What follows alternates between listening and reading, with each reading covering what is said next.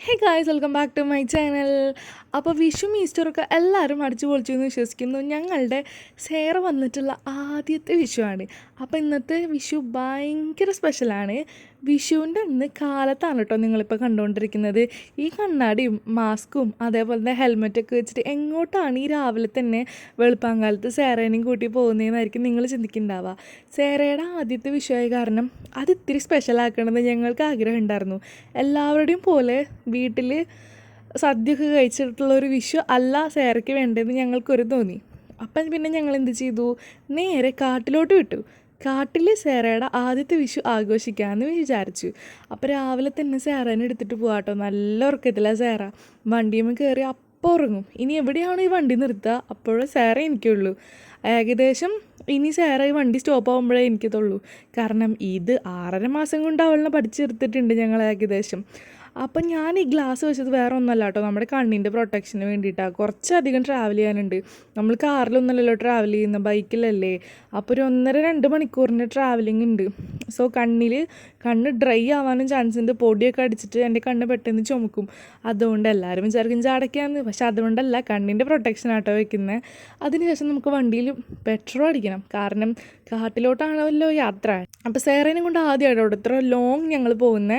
അപ്പോൾ പോകുന്ന വഴി ഇതാണ് നമ്മുടെ ഡ്രീം വേൾഡ്. ഞാൻ എപ്പോഴും ഈ വഴി പോകുമ്പോൾ ഇങ്ങനെ നോക്കി കാണും, അല്ലാണ്ട് അതിൻ്റെ ഉള്ളിലേക്ക് ഞാൻ ഇതുവരെ പോയിട്ടില്ല. ഡ്രീം വേൾഡിൽ ആരെങ്കിലും പോയിട്ടുണ്ടെങ്കിൽ ജസ്റ്റ് ഒന്ന് കമൻറ്റ് ചെയ്യൂ കേട്ടോ. ഡ്രീം വേൾഡ് മാത്രമല്ല, ഈ റൂട്ടിൽ തന്നെയാണ് സിൽവർ സ്റ്റോം ഒക്കെ ഉള്ളത്. അപ്പോൾ ഈ പറഞ്ഞ സ്ഥലങ്ങളിലേക്കൊക്കെ പോയിട്ടുള്ളവർ ജസ്റ്റ് ഒന്ന് കമൻറ്റ് ചെയ്യുക. അങ്ങനെ നമ്മൾ പതുക്കെ കാട്ടിലേക്ക് എൻട്രി ആയിട്ടുണ്ട്.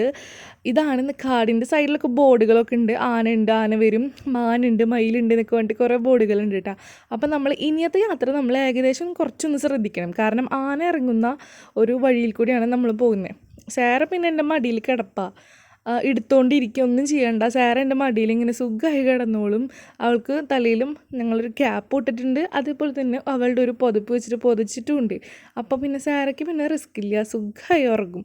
അപ്പം ഞങ്ങൾ പോകുന്ന വഴിയിൽ സൂക്ഷിച്ചിട്ടാണ് പോകുന്നത്. ഇവിടെ നിന്നാണ് ആന വരാമെന്ന് പറയാൻ പറ്റില്ല. നമ്മൾ ഓരോ ടേണിങ് തിരിക്കുമ്പോഴായിരിക്കും പെട്ടെന്ന് മുന്നിൽ ആന വന്ന് നിൽക്കുക. നമ്മൾ കുറേ വീഡിയോസ് കണ്ടിട്ടുണ്ട്.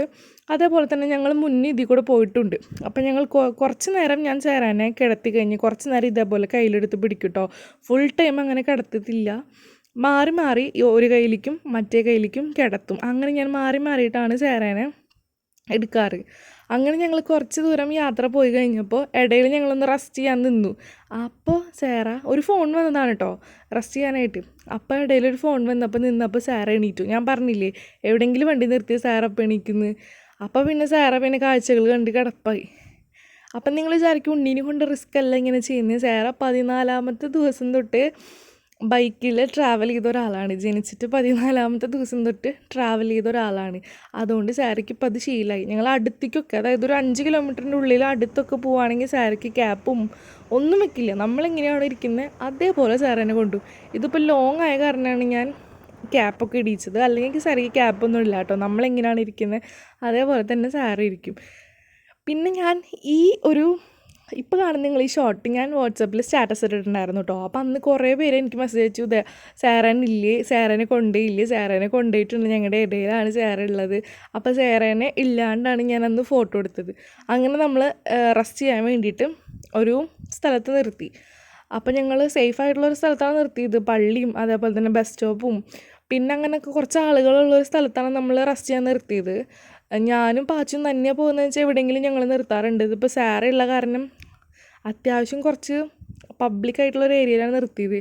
എന്തെങ്കിലും പെട്ടെന്ന് എമർജൻസി ഉണ്ടായി കഴിഞ്ഞാൽ ബേബിയൊക്കെ ഉള്ളതല്ലേ, അപ്പോൾ പ്രിക്കോഷൻസ് നമ്മൾ എടുക്കണമല്ലോ. അപ്പോൾ സാറയ്ക്ക് കുറച്ച് വെള്ളമൊക്കെ കൊടുത്ത് കുറച്ച് റെസ്റ്റ് ചെയ്തു. കുറച്ചധികം ട്രാവൽ ചെയ്യേണ്ടതുകൊണ്ട്. പിന്നെ ഇതുവരെ നമ്മൾ എങ്ങോട്ടാണ് പോകുന്നതെന്ന് പറഞ്ഞില്ലല്ലോ. നമ്മുടെ അതിരപ്പള്ളി മലക്കപ്പാറ റൂട്ടിൽ പൊഗലപ്പാറ എന്ന് പറഞ്ഞിട്ടൊരു സ്ഥലമുണ്ട്. അറിയാവുന്നവർക്ക് അറിയാം, ചിലവർക്ക് അറിയില്ല.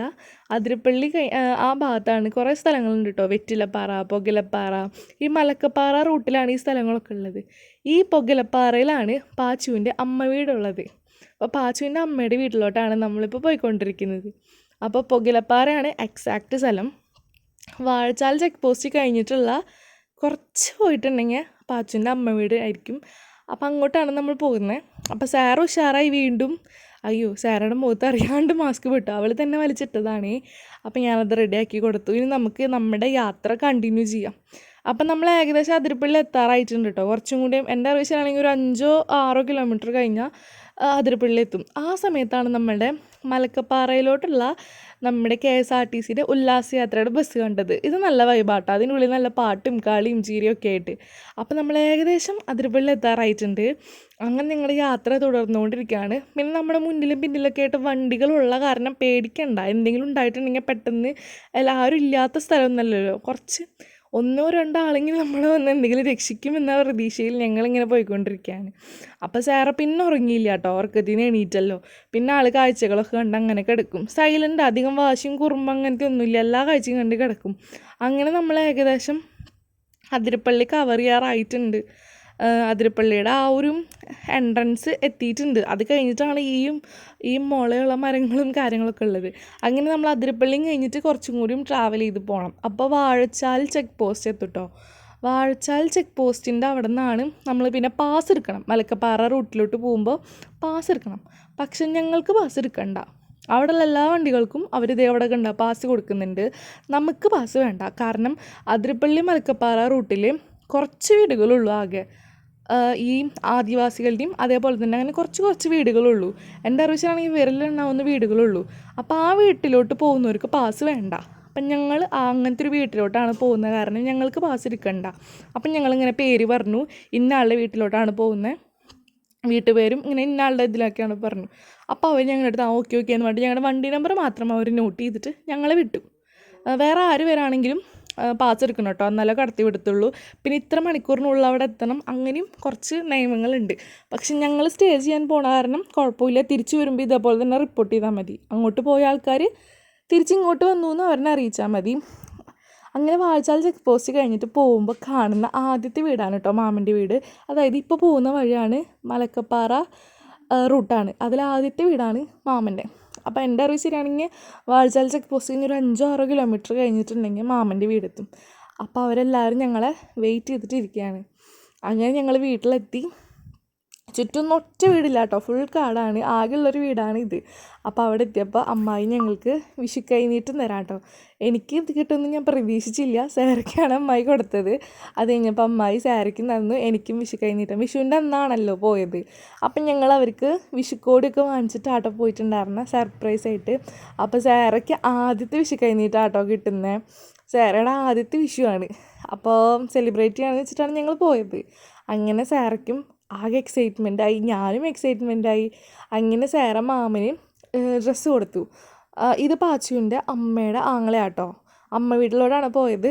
അപ്പോൾ അമ്മയുടെ ആങ്ങളയാണിത് മാമൻ. ഞങ്ങൾ കാട്ടിൽ മാമൻ എന്നാണ് പറയാറ്. അപ്പോൾ മാമന് കൊടുത്തു. അതുപോലെ തന്നെ അമ്മായിക്കും കൊടുത്തു. ഞങ്ങൾ അവിടെ ചെല്ലുമെന്ന് പറഞ്ഞപ്പോൾ അമ്മായി ഞങ്ങൾക്ക് വേണ്ടി വിഷുക്കാട്ട് ഉണ്ടാക്കിയിട്ടുണ്ടായിരുന്നു. ഇവിടുത്തെ വിഷുക്കാട്ടയുടെ കോമ്പിനേഷനാണ് മാങ്ങാക്കറിയും പപ്പടവും.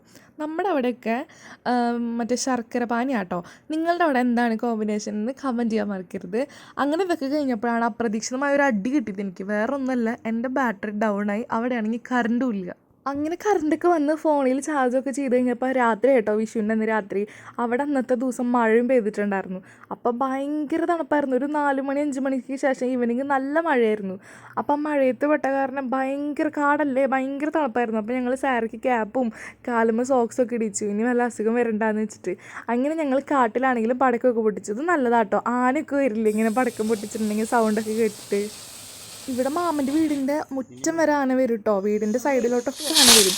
അപ്പോൾ അവിടെ പോയപ്പോൾ ഞങ്ങൾ എടുത്തിട്ടുള്ള കുറച്ച് ഫോട്ടോസാണ്. എന്നെ കൂട്ടത്തെ പാച്ച് പോയിട്ട് എടുത്തിട്ടുള്ള ഫോട്ടോസാണ്. പവർ ഹൗസിൽ പോയിട്ട് എടുത്തതാണ് കേട്ടോ, മലക്കപ്പാറ റൂട്ടിലുള്ള പവർ ഹൗസിൽ. അതിനുശേഷം ഞങ്ങൾ സാറേൻ്റെ കുറച്ച് വിഷുവിൻ്റെ ഫോട്ടോസൊക്കെ എടുത്തു കേട്ടോ. ഇതൊക്കെ വേറെ ക്യാമറയിലാണ് എടുത്തിട്ടുള്ളത്, നമ്മുടെ കയ്യിൽ ചാർജ് ഉണ്ടായിരുന്നില്ലല്ലോ. അപ്പം ഞങ്ങളുടെ വിഷു ഏകദേശം ഇങ്ങനെയൊക്കെയായിരുന്നു ഞങ്ങൾ സെലിബ്രേറ്റ് ചെയ്തിട്ടുണ്ടായിരുന്നത്. അങ്ങനെ ഞങ്ങളൊരു 2-3 ദിവസമൊക്കെ അവിടെ നിന്ന് സ്റ്റേ ചെയ്ത് കാര്യങ്ങളൊക്കെ കണ്ട് ആസ്വദിച്ച് തിരിച്ച് നമ്മുടെ നാട്ടിലോട്ട് പോന്നു. അപ്പം ഞങ്ങളുടെ വിഷു ഏകദേശം ഇങ്ങനെയൊക്കെയായിരുന്നു സെലിബ്രേറ്റ് ചെയ്തിട്ടുണ്ടായിരുന്നത്.